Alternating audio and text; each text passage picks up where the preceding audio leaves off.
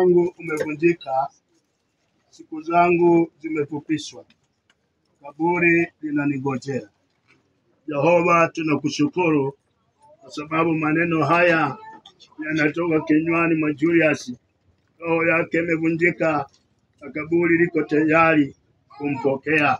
Basi Julius, mabaki yako Bwana yamewekwa juu ya kaburi hili. Unaposhuka ndani, ushuke na amani, na familia wabaki na amani. Wote wanaozunguka Bwana kaburi hili wawe na amani, na ni kwa Kristo Yesu aliye Bwana Mwokozi naomba. Amen.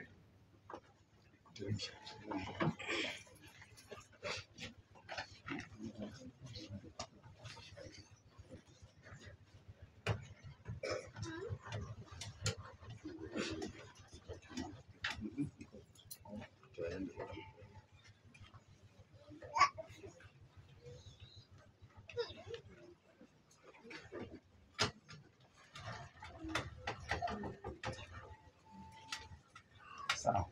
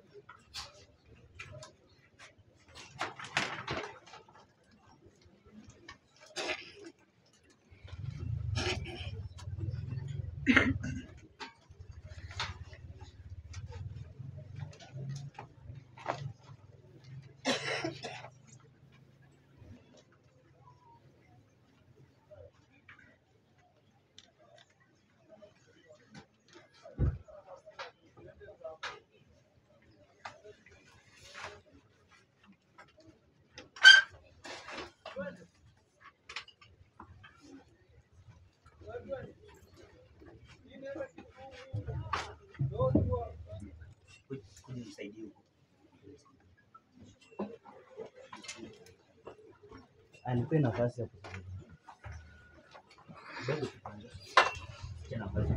nafasi ya kidogo tu. Fungueni hapo. Wewe tokeni kabisa. Alafu mtarudi. Soka kabisa alafu mtarudi. Tena nafasi alafu mtarudi.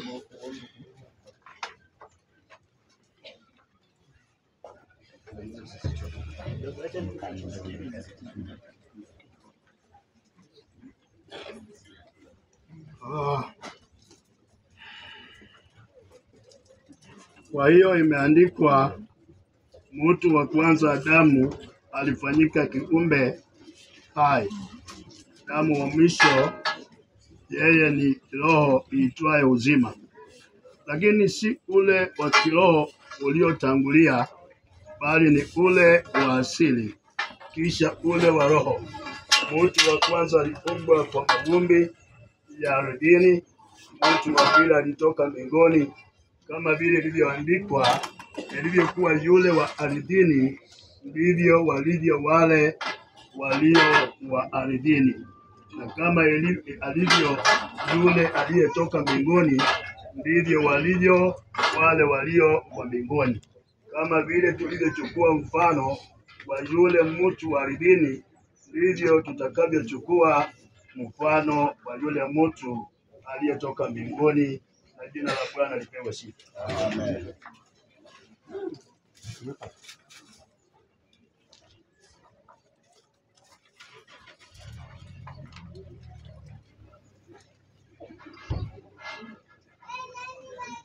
Kwa kuwa mtu wa kwanza alitoka kwa udongo, yule asimili wako ni udongo, udongo kwa udongo, jivu kwa jivu, mchanga kwa mchanga. Yehova, tunakushukuru kwa sababu ya mwili uliotoka kwa udongo, umerejeshwa kwa udongo. Bwana, nafsi iliyo ndani yake wewe umeitwaa. Asante kwa sababu ya mwili wa Julius unapofunikwa, Bwana, ubaki Mungu wake hata ndani ya kaburi, mpaka siku ya parapanda itakapolia. Wafu Bwana wakifufuliwa, atakuwa mmoja wao, na sifa na utukufu zitakurudia. Na ni kwa Kristo Yesu aliye Bwana Mwokozi naomba. Amen. Sasa nataka ile wimbo wa mwisho utauimba. Baada ya kuimba, maua yote itawekwa chini. Baada ya chini, utamaachia fundi wamalize kazi yao. So tuimbe wile wimbo, alafu tusome mstari. Baada ya hiyo, maua utaweka mahali ambapo wewe yule mama